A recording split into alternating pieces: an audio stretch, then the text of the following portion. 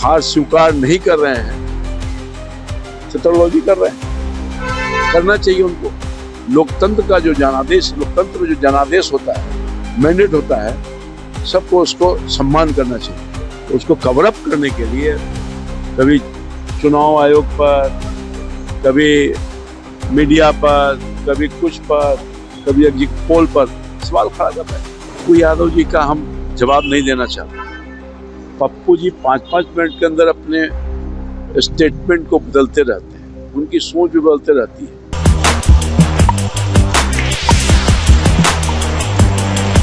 नमस्कार, मेरा नाम है कुणाल और वॉइस आप देख रहे हैं। देखिए, कल यानी 11 नवंबर को 20 जिला के 122 विधानसभा सीट पे मतदान हुआ और सफलतापूर्वक मतदान हुआ।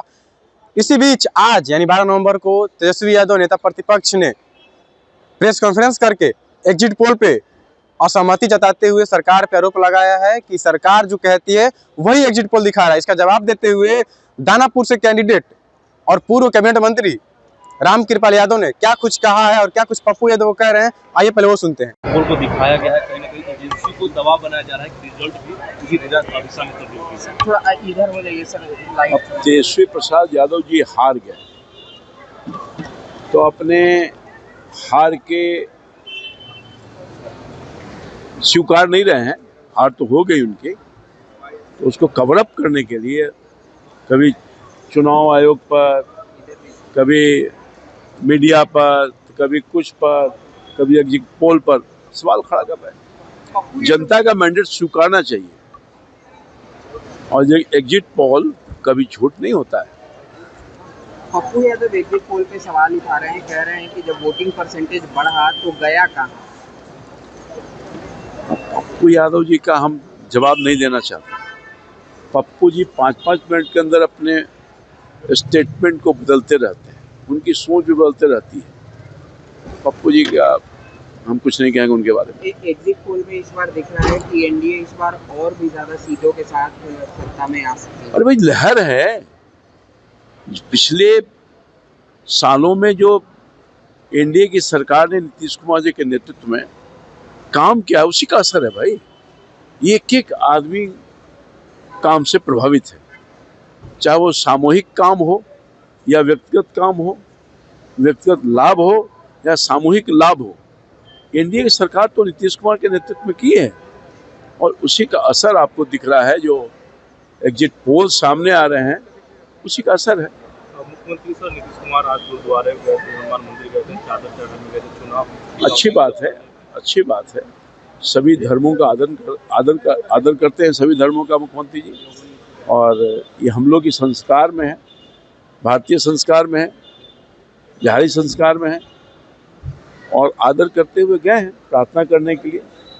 पुनः उनको जिम्मेदारी मिल गई है, बिहार की जनता ने दे दी है, उनकी जिम्मेदारियों का सही तरह से निर्वहन किए हैं। आगे भी जो नई जिम्मेदारी मिली अगले 5 साल तक, उसका निर्वहन करेंगे, और जनता के प्रति जो उनका भाव है, उस भाव के अनुसार ईश्वर से ताकत दे, तो उस भाव से वो आगे भी बिहार की जनता का सेवा करते रहे। हाँ, इसमें कहाँ दो मत, इसमें ये बट तो है नहीं। तो तेजस्वी यादव ने हमेशा आरोप लगाया है कि जो अमित शाह कहते हैं वो एग्जिट पोल दिखा रहा है। अरे कह तो दिया कि तेजस्वी जी हार गए, हार स्वीकार नहीं कर रहे हैं, चतुर्लोजी कर रहे हैं। करना चाहिए उनको। लोकतंत्र का जो जनादेश, लोकतंत्र में जो जनादेश होता है, मैंडेट होता है, सबको उसको सम्मान करना चाहिए। सर, दिल्ली में जो हमला हुआ है उस पर महागठबंधन के नेता कह रहे हैं कि इंटेलिजेंस एजेंसी अपना काम अच्छे से नहीं कर रही थी, इस वजह से ये हमला। दिल्ली की घटना दर्दनाक है, दुखद है। निश्चित तौर पर माननीय प्रधानमंत्री जी और माननीय गृह मंत्री जी ने इसको बहुत गंभीरता से लिया है। सघन जांच हो रही है। जो भी अपराधी होंगे वो बख्शे नहीं जाएंगे। अगर पाताल में भी चले जाएंगे, उसे निकालेगी सरकार, और उनको कड़ी से कड़ी सजा देगी। सुना आपने क्या कुछ कह रहे थे दानापुर के कैंडिडेट रामकृपाल यादव और पप्पू यादव भी कह रहे थे कि वो तो 5 मिनट में अपना बयान और अपना सोच दोनों बदलते रहते हैं, इसलिए उनके बारे में कुछ ज्यादा नहीं कहा जा सकता। और तेजस्वी यादव के बारे में कहा है कि वो तो हार रहे हैं, इसलिए ऐसी फालतू का बयानबाजी कर रहे हैं, ऐसी कोई बात नहीं है, एनडीए वो पूर्ण बहुमत से जीत रही है। क्या कुछ कह रहे थे दानापुर के कैंडिडेट, अपने सुनिए तो बस। हमारे चैनल को सब्सक्राइब करें, इस पेज को लाइक करें। बहुत बहुत धन्यवाद।